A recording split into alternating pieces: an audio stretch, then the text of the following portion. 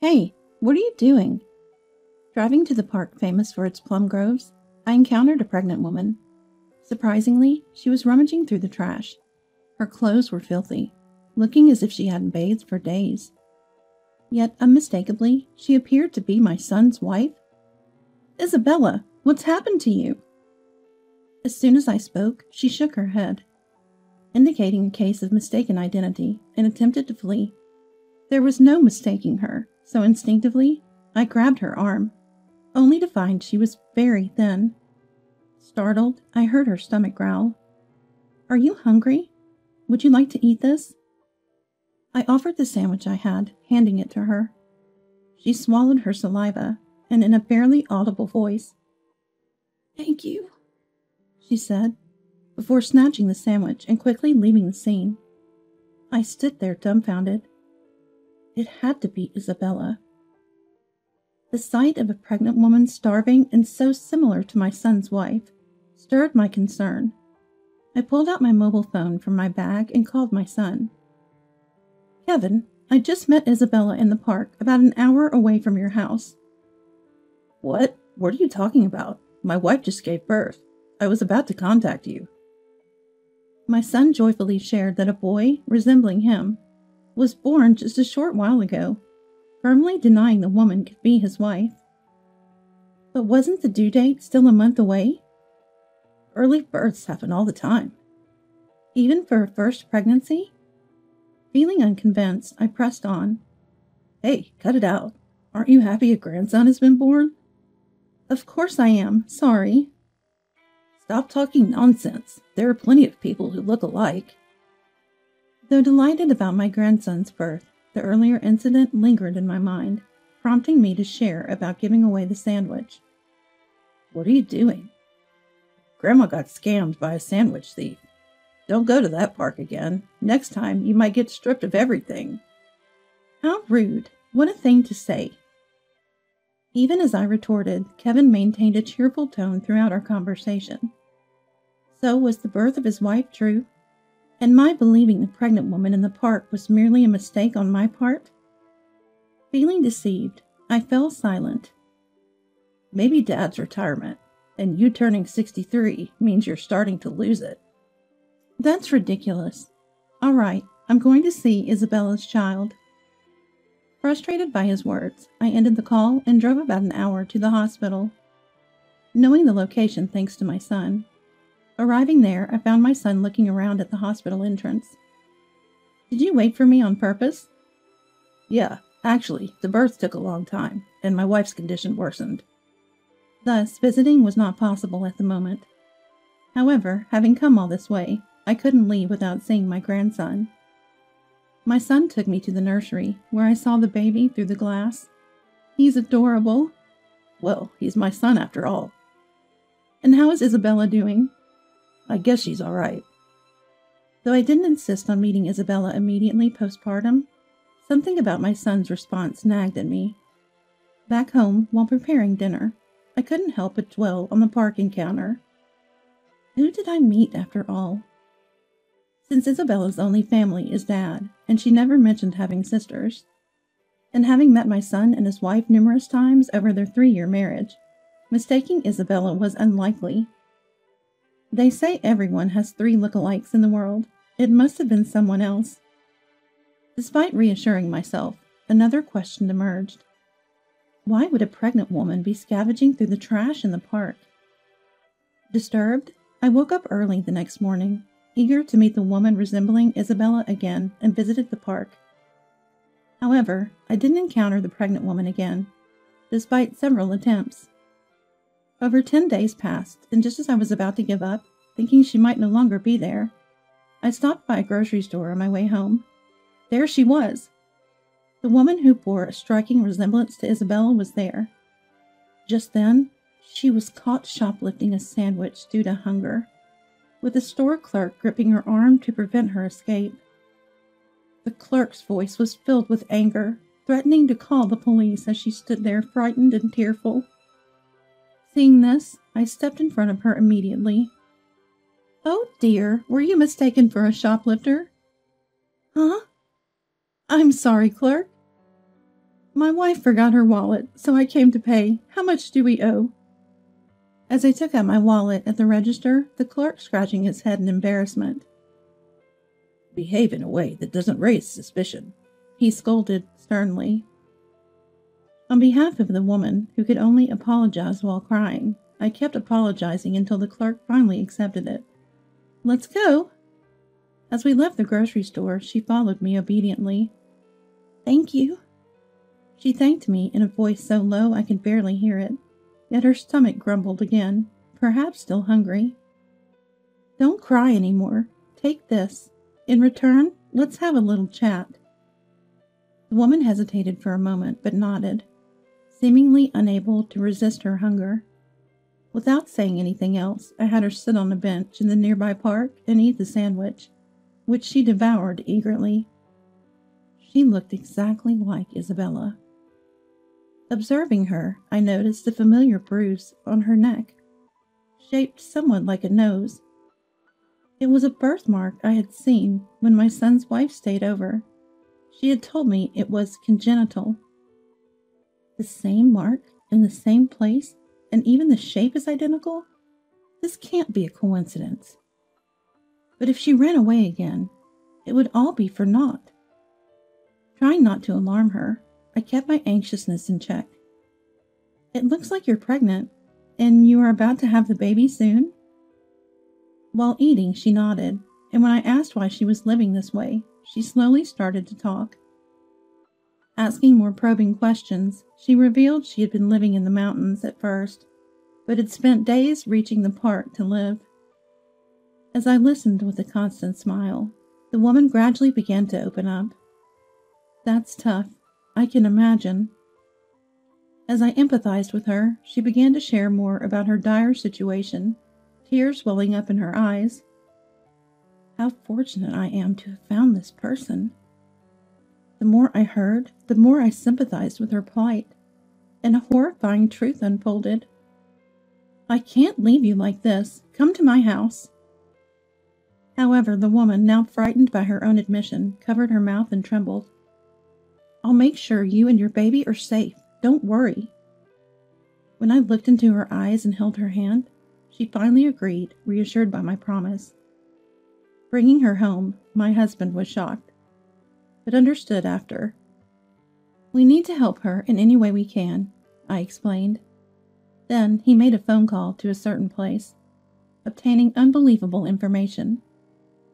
Days later, thinking my son's wife, who had just given birth, would be discharged with the baby, I dialed my son's number. I'm bringing a present for the baby to Kevin's house. Oh, she's gone back to her parents' home now. Why? Isabella doesn't have a home to return to, does she? Suddenly, my son became flustered and spoke rapidly. What are you talking about, Mom? Don't start getting senile on me, please. Perhaps I was mistaken. I opened the front door while on the phone. Seeing me standing at his doorstep, my son was momentarily stunned. I had called him from in front of his house. Mom, why? I told you I was coming. It's careless to leave your front door unlocked. I'll come in. Entering, I found my son and a strange woman. And who is this? Don't just barge in. There's a lot going on here. Why is she holding the baby?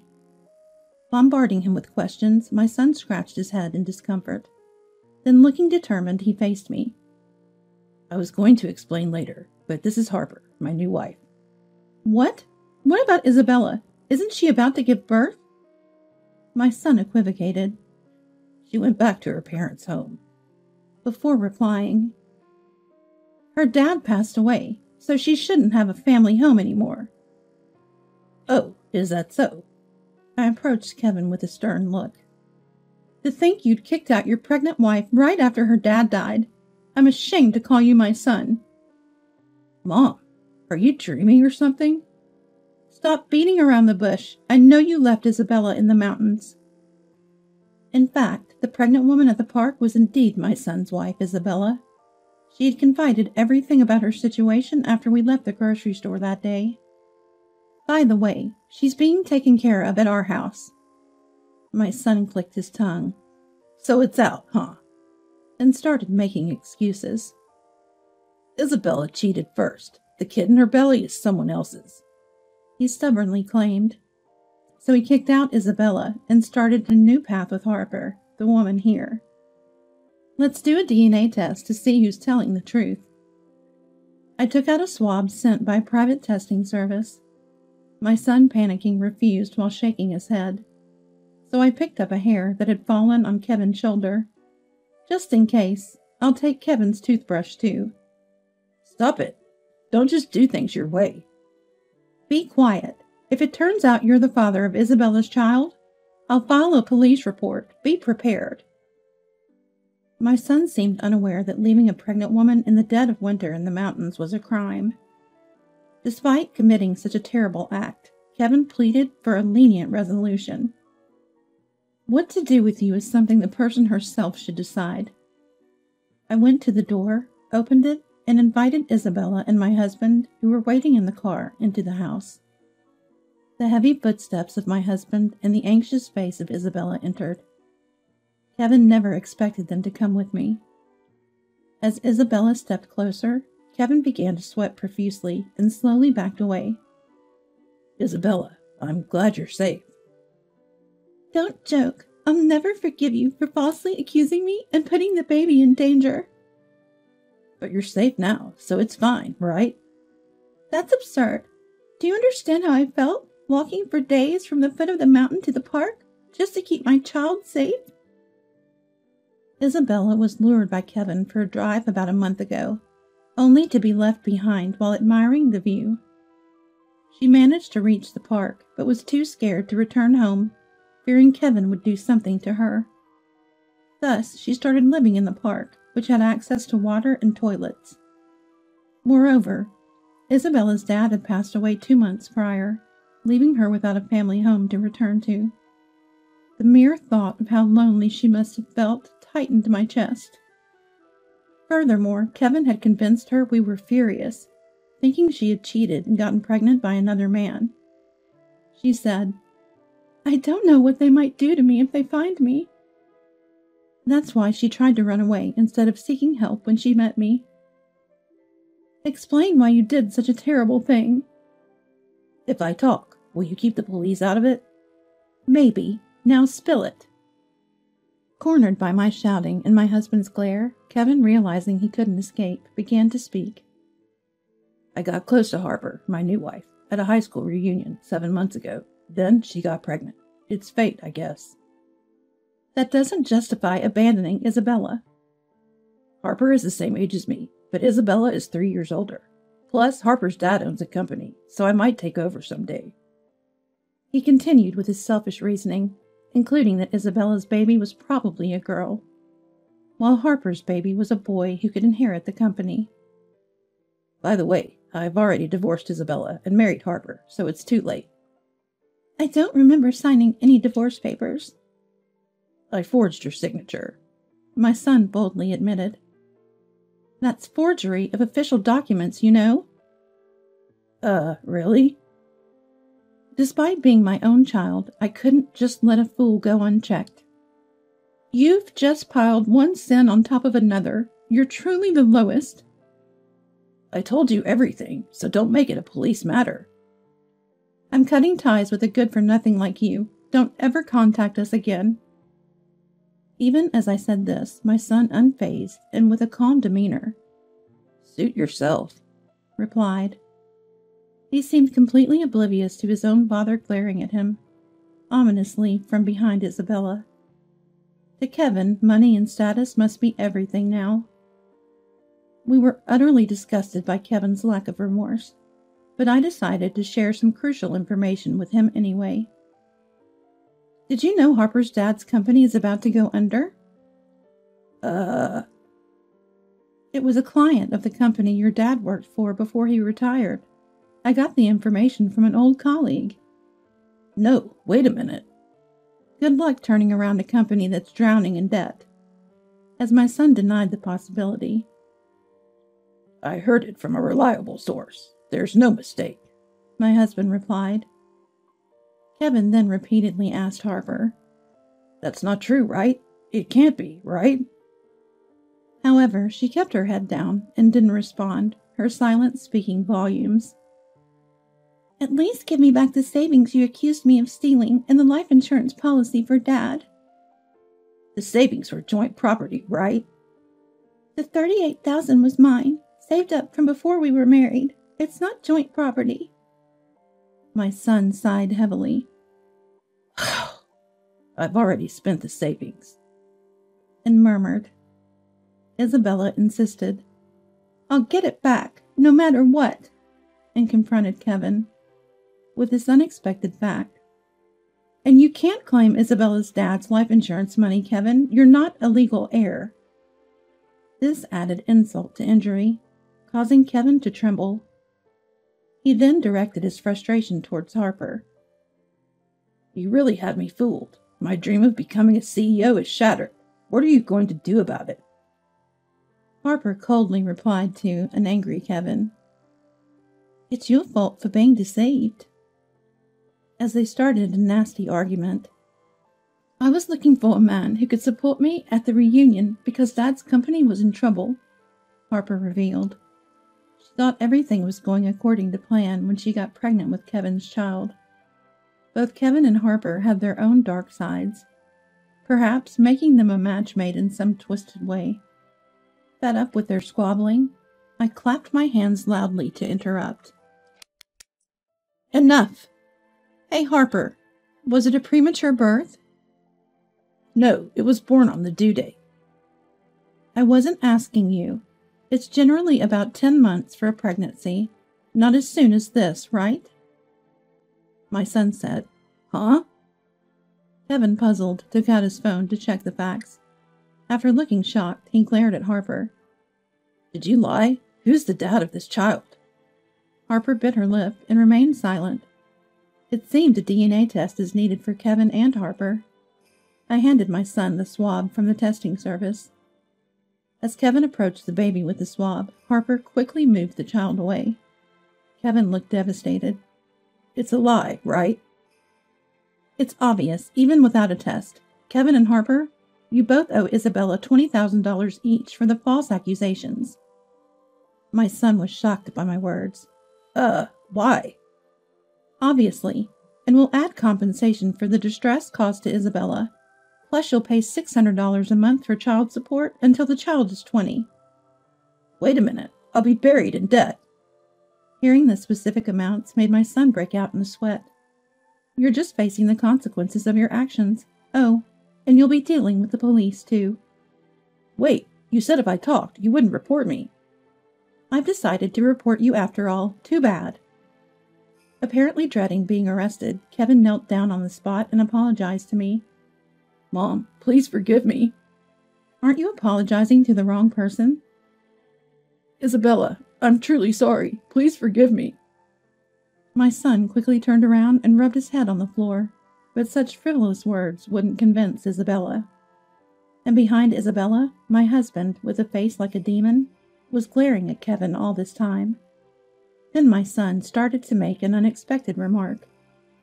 Dad must have had his fair share of affairs, right? Being a man and all.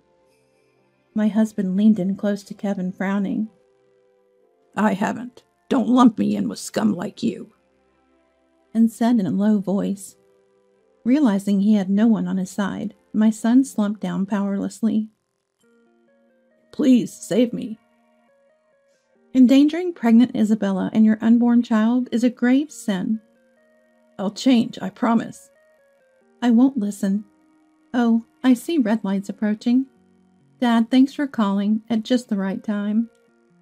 Thinking I hadn't called the police yet, my son's eyes widened in shock. Harper tried to sneak away at that moment, but my husband quickly caught her. You won't escape on your own. You'll have time to reflect behind high walls as well. Realizing resistance was futile, we handed Kevin and Harper over to the police. After being interrogated, my son and Harper faced severe charges for conspiring to endanger Isabella and her baby. Additionally, my son was charged with forgery for faking the divorce papers. We hired a solicitor to sell the house owned by my son and his wife. We made my son promise to pay $30,000 for adultery, and emotional distress, plus Isabella's $38,000 savings, and $600 monthly for child support. The same amount was demanded from Harper for her role in the adultery and emotional distress. Harper's dad's company quickly went bankrupt, so my son and Harper will have to pay back whatever jobs they find once they're out. Oh, and it turned out Harper's child was fathered by another classmate who will now raise the child. It's a relief the child won't suffer because of this. Isabella later gave birth to a beautiful baby girl. After discussing it with my husband, we decided to adopt Isabella and have her live with us. Our home, filled with the sounds of a healthy baby, enjoys happy days as we busily care for our expanded family.